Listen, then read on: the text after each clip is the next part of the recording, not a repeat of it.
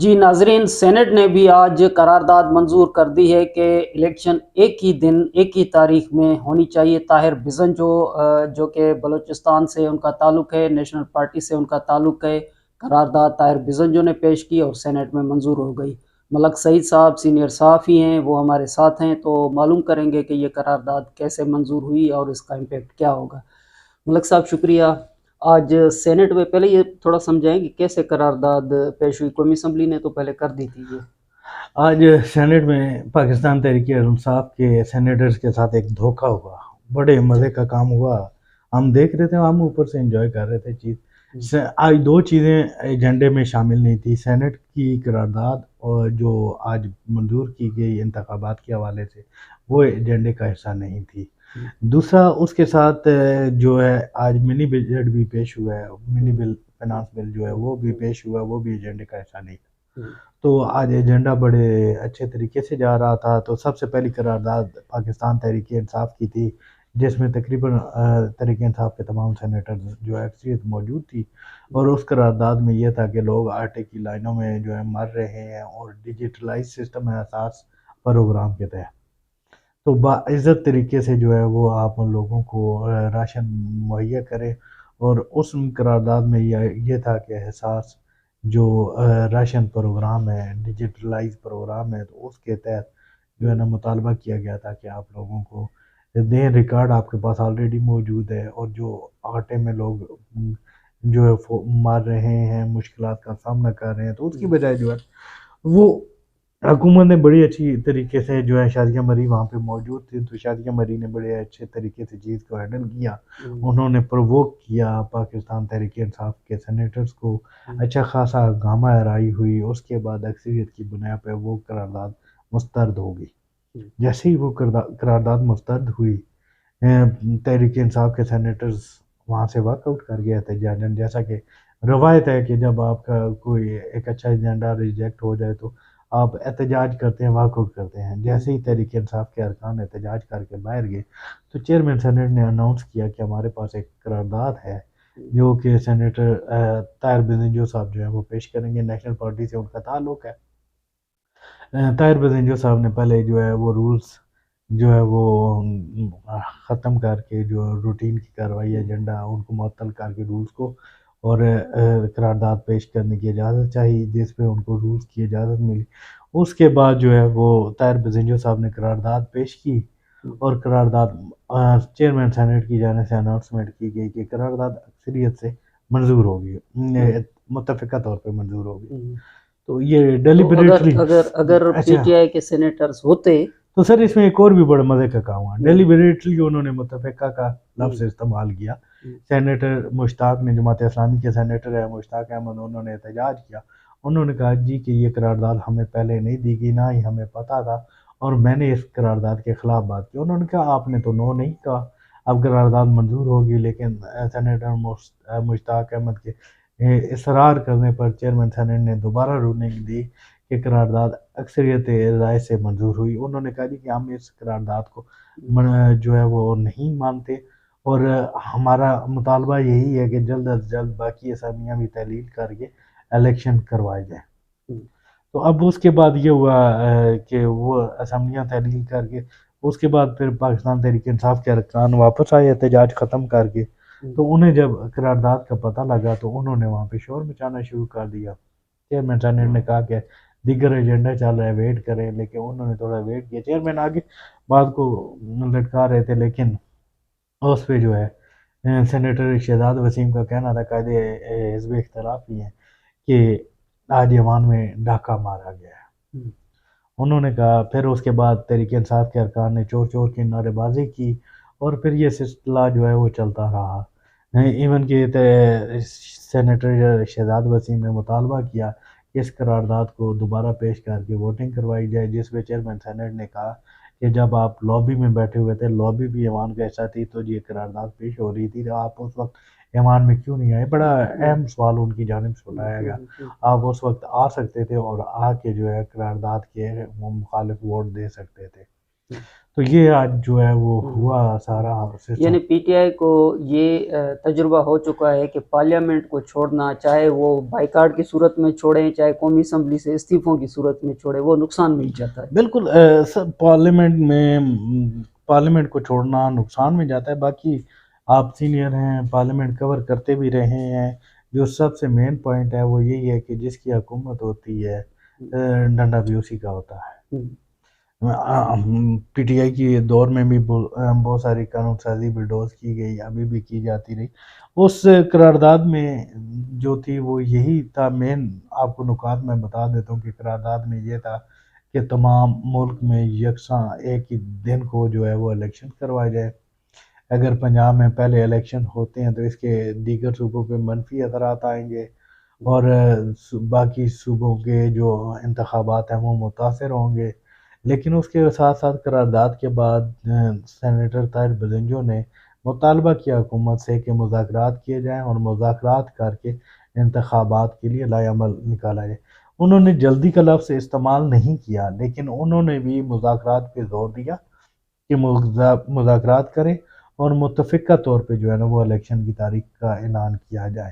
مجھے اس سے ایک تاثر یہ ملا کہ انہوں نے قرارداد تو پیش کر دی، لیکن آخری جو ان کی لائنیں تھیں تو وہ دلی طور پہ مجھے ایسا فیل ہوا کہ جیسے وہ اس حق میں نہیں تھے ریزولوشن کے. دیکھیے پی ٹی آئی کی طرف سے بھی تو مذاکرات کی بات آ رہی تھی، تو جو وہ احتجاج کر رہے تھے پھر واپس سینیٹ میں آئے، تو کیا ان کی طرف سے کوئی انڈیکیشن تھا کہ مذاکرات بھی ہو سکتے ہیں یا اس طرح کی بات؟ سر ابھی تک تو اگر ہم پارلیمنٹ میں اور خصوصاً سینیٹ میں دیکھیں مذاکرات کی بات کی جائے، طاہر بزنجو صاحب مذاکرات کی بات پہلے بھی کر چکے ہیں. ایون رضا ربانی صاحب بھی کر چکے ہیں. مسلم لیگ نون کے سینیٹر مشاہد حسین صاحب نے ایک بڑی خاص بات کی تھی پچھلے چند دنوں پہلے ایک اجلاس کے دوران. انہوں نے کہا ہم نریندر مودی سے مذاکرات کرنے کے لیے تیار ہیں، ہم طالبان سے مذاکرات کرنے کے لیے تیار ہیں، لیکن ہم اپنے ملک میں دیگر سیاسی جماعتوں کے ساتھ بیٹھنے کے لیے تیار نہیں ہیں. اگر ہم دیکھیں تو اور وہ مشاہد حسین سید مسلم لیگ نون کے ہیں. جی، تو حکومتی جماعت کے اندر سے بھی اور حکومتی اتحادیوں کی جانب سے بھی یہ آوازیں آ رہی ہیں کہ مذاکرات کیے جائیں. اب دوسری طرف تحریک انصاف کی جانب سے بھی آوازیں آ رہی ہیں. تو جو ملک میں اس ٹائم کشیدگی ہے اس کا واحد حل مذاکرات ہی ہیں. ٹیبل پہ بیٹھ کے ہی جو ہے وہ حل نکلتے ہیں، لڑائی سے کبھی بھی حل نہیں نکلے. اور یہ قرارداد کے اندر کے آپ نے قرارداد پڑھی یا طاہر بزنجو صاحب نے وہ پڑھ کے اور پھر منظور ہوئی، تو قرارداد کا مقصد یہ تھا کہ پورے ملک کے اندر الیکشن ایک دن میں ہونے چاہیے. کب ہونے چاہیے کا کوئی نہیں، یہ اس کا کوئی تذکرہ نہیں تھا. اس میں یہی تھا کہ پورے ملک میں ایک دن الیکشن ہونے چاہیے. اور اسی پہ سینیٹر شہزاد وسیم نے کہا تھا کہ انہوں نے کہا جی کہ الیکشن جو ہے وہ آپ حکومت بھاگ رہی ہے. 14 مئی کو سپریم کورٹ نے فیصلہ دے رکھا ہے اور 14 مئی کو ہی الیکشن ہوں گے. اور انہوں نے کہا کہ ہم آئین سپریم کورٹ کے ساتھ بھی آئین کے ساتھ بھی اور سپریم کورٹ کے ساتھ بھی کھڑے ہیں. اگر ہم دیکھیں تو آئین کی تشریح سپریم کورٹ کو اختیار ہے، اور جب آئین پہ امپلیمنٹ کرنا ہے تو وہ پھر کرنا ہے. اور یہ میرا خیال ہے کہ پہلی بار نہیں ہو رہا کہ کہیں پہ کچھ اسمبلیوں میں الیکشن جو ہے کسی اور دن ہو، باقیوں میں کسی اور دن ہو. تو یہ آئین میں ایک حق دیا گیا ہے جس کو ماننا چاہیے. 90 روز کا ہے. ایک سوال جو ابھی اٹھایا گیا، یہ سوال پہلے بھی اٹھایا گیا تھا. سوال یہی تھا کہ جو الیکشن ہے وہ ابھی یہ اٹھایا گیا ہے کہ الیکشنز پورے ملک میں ایک دن کے لیے. سر یہ ایک روایت ہے. اگر ہم دیکھیں ہمارے پڑوسی ملک انڈیا میں بھی ہوتا ہے، وہاں پہ ایک بہت بڑا ہے، لیکن وہاں پہ اکٹھے الیکشنز کبھی بھی نہیں ہوئے. مختلف ریاستوں کے مختلف دنوں میں ہوتے ہیں الیکشن. یہاں پر بھی یہی ہے کہ 18ویں ترمیم میں جو ہے نا وہ ڈسکشن ہوئی، اور اس کے بعد آپ دیکھیں کہ 1973 میں آئین بنا، اس کے بعد یہ چیزیں ابھی تک آتی رہی ہیں. تو ظاہر سی بات ہے کہ جب آئین بن رہا تھا اور اس میں یہ آرٹیکلز شامل کیے جا رہے تھے تو ان کی ذہن میں بھی تو چیزیں تھیں. وہ تو بہت زیادہ انٹلیکچوئل لوگ تھے، ان کی بڑے دوررس نظریں تھیں. ہم تو ابھی دیکھیں اگر یہاں پہ تو ہمارے اتنے زیادہ لائل لوگ اور اتنی زیادہ گہری سوچ رکھنے والے ہمیں نظر نہیں آتے جو کہ اس دور میں تھے، جنہوں نے بیٹھ کے ایک متفقہ آئین بنایا 1973 میں. پاکستان پیپلز پارٹی ابھی تک اس کا کریڈٹ لے رہی ہے کہ آئین ہم نے بنایا. اور ان لوگوں کا نام بھی بڑی عزت سے لیے جاتے ہیں جو آئینی کمیٹی میں تھی۔ اس کے بعد اگر 18ویں ترمیم کا ہم دیکھیں تو 18ویں ترمیم میں بھی یہی چیزیں تھیں کہ ان میں 18ویں ترمیم میں شامل لوگ جو ہیں بڑے معزز سمجھے جاتے ہیں۔ آپ کو پتہ ہے کہ ہم نے 10 مہینے تک جو ہے وہ اس کی کوریج کی، 10 مہینے کے بعد جا کے بڑی مشکل سے جو 18ویں ترمیم میں وہ فائنلائز ہوئی۔ اگر ان چیزوں کو وہاں پہ نہیں چھیڑا گیا تو اس کا مقصد یہی تھا کہ اگر ہم دیکھیں صوبائی خود مختاری جو ہے مین ہم کہتے ہیں 18ویں ترمیم نے دی ہے، تو صوبوں کا حق ہے کہ عوام کا حق ہے جب مرضی ہے وہ اپنا کریں، قیادت کا انتخاب کریں۔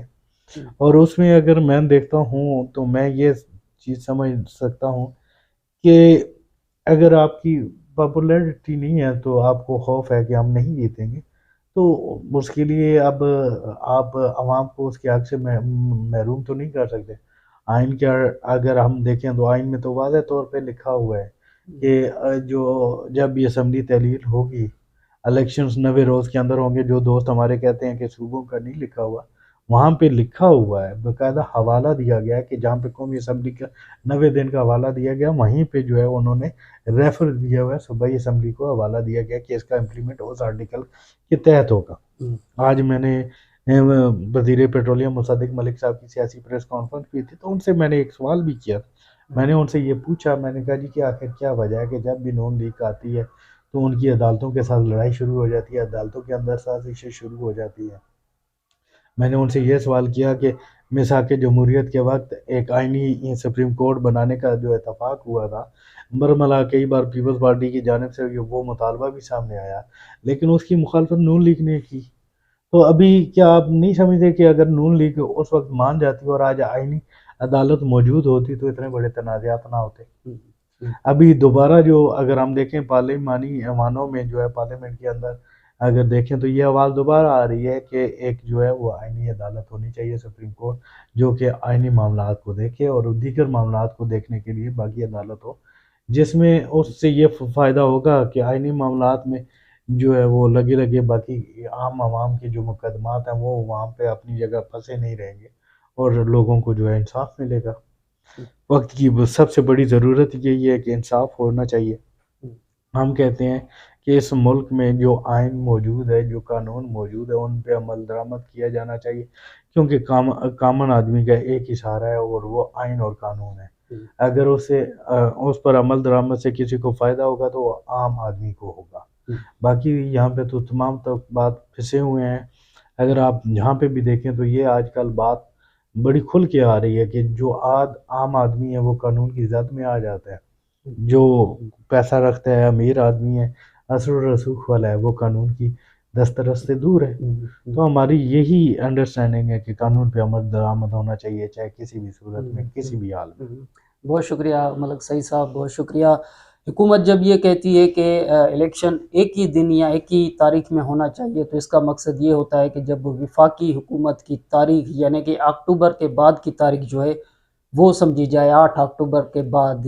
اس کا مقصد یہ ہے کہ الیکشن کمیشن نے جو 8 تاریخ دی تھی اور ساتھ میں جو موجودہ پی ڈی ایم حکومت ہے ان کا جو مینڈیٹ ہے یعنی کہ 5 سال حکومت ختم کرنے، یعنی پنجاب میں جو الیکشن کا مقصد یا کے پی کے میں پنجاب اسمبلی اور کے پی کے اسمبلی ڈیزالو کرنے کے بعد کی تاریخ جو ہے وہ تاریخ نہیں، بلکہ قومی اسمبلی جس وقت قومی اسمبلی کی ڈیٹ ختم ہوگی وہ تاریخ تصور کی جائے۔